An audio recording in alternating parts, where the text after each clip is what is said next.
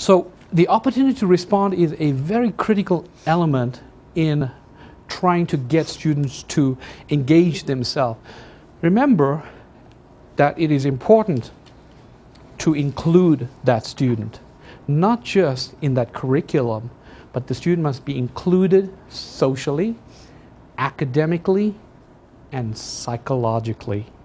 One more, emotionally too.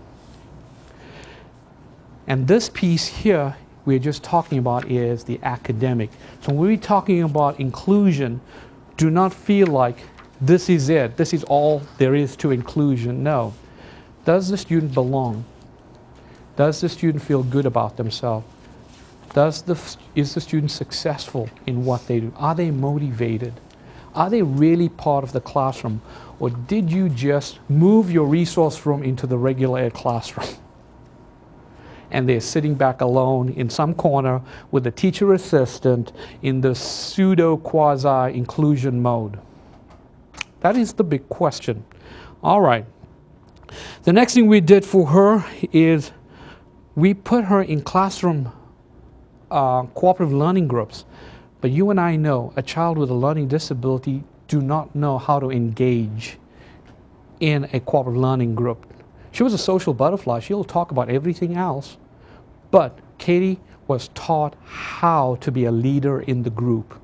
And one day, she actually led her cooperative learning group. But that happened with training. I would pull her out and train Katie on how to be productive in a cooperative learning group setting. Sometimes we went to the extent of even scripting out some of her answers, scripting out some of her actions in this cooperative learning setup, okay?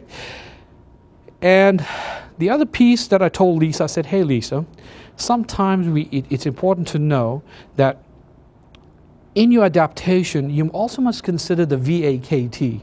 And she said, what's the VAKT? I remember this.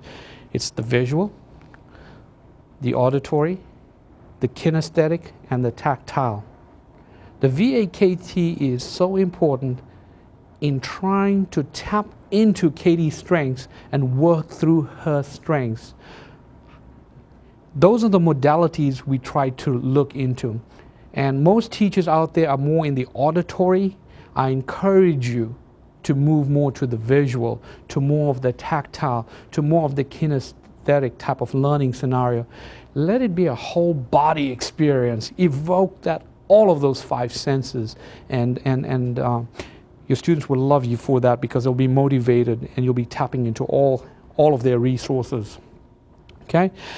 And the most important thing here was we knew, Lisa and I knew, is to be able to maintain Katie's attention for 45 minutes while she was in the classroom.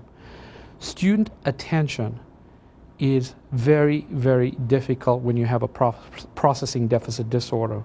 Combine that with with ADHD, attention deficit disorder, you're just not going to get me to sit in that same spot. The average attention span of a 5th grader or a 6th grader is anywhere between 7 to 12 minutes. But for Katie, it was 3 to 5 minutes. But for Katie, it was 3 to 5 minutes. So we had to come up with novel ways of getting Katie to refocus. And sometimes we would use a timer or an egg timer and we would flip it. And she would look how long she could be on task and we'd flip it again and flip it again. So she had this self-regulation and self-monitoring that she would do, okay? Wow, that was stage 2. We are done with stage 2 adaptations. Now for the final part, which is what do we do after the lesson? This is stage 3. In stage 3, what we did, immediately after that, Katie would come to my resource room, and here's what Katie did.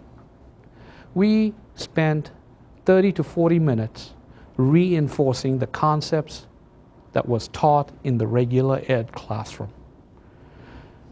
And all we did was I provided supplementary materials, supplementary tools in my resource room, one-on-one or in small group instruction, and I just did reinforce, reinforce, reinforce, okay?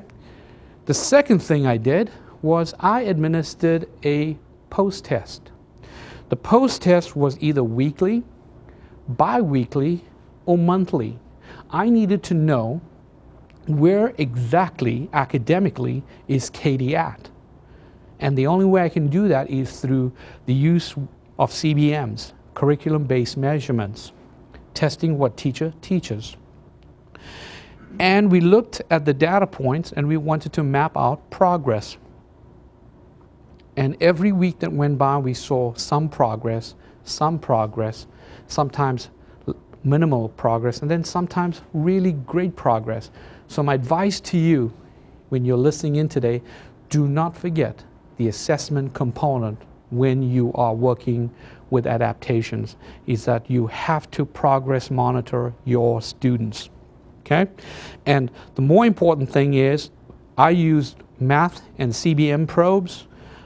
More important is you must be able to share this graph. It's not a neat little graph that you store away someplace, but it must be shared. The data must be shared, and it must be used to make further decisions for Katie. So when we use the data, we would see whether we need to go back to remediate, whether we need to reteach. Where is Katie? Did she get it? Or is this over the top for her? Is she making minimal progress? Maybe we need to step back. So that's exactly what the data did for us. Okay. The next, the last piece in this stage is actually consultation. We would continue the consultation between Lisa and myself. We found good planning time during the day where we talked about Katie's progress.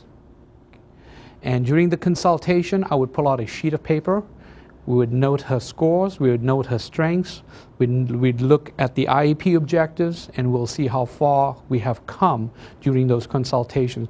And then we start planning for the next pretest. And the cycle continues, stage 1, stage 2, and stage 3. This is why I call it the step-by-step process on adaptations. So the important thing, I hope you get the message here, folks, today, is it is practical, it is simple, you just need a process to put into place. I've just shared with you today just Katie's story, but I do know there are lots of Katies out there. And if you apply this systematic approach to modifying and adapting your curriculum, you're going to actually start to enjoy it, because that's what Lisa told me. She said, I really enjoy this because now I can see exactly what we need to do before. And we had a checklist. We would do a before checklist, we would do a classroom checklist, and then an after, a before, a during, and an after. And that checklist, we would just put check, date, who did that, who's responsible. That's it, simple. And that's exactly what we use in our consultation process. And we always tied this to the IEP.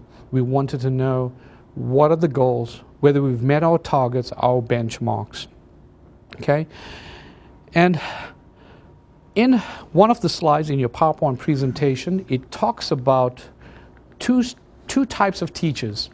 It talks about the effective teacher and the less effective teacher. Let's take a look at this slide. This slide says, if you are, according to these researchers, if you are a least effective teacher, these are things you should not be doing in your class when adapting the curriculum. Number one, you should not be presenting large amounts of material at a time. Failing to guide student practice is another. Giving little time for student processing of the material. Expecting to get new material the first time. It's not going to happen.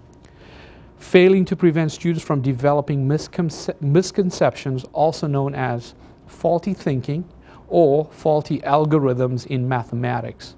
So if you're doing all of those, I want you to know that you're practicing ineffective teaching characteristics when working with a child with a disability. Well, now let me show you exactly what you should be doing in your teaching. Number one, very important, present information in smaller chunks. We talked about that. I'm just going to say it again. Guide the students during the practice. They do not have a metacognitive strategy on how to approach a problem. Number 3, provide for student processing of new material.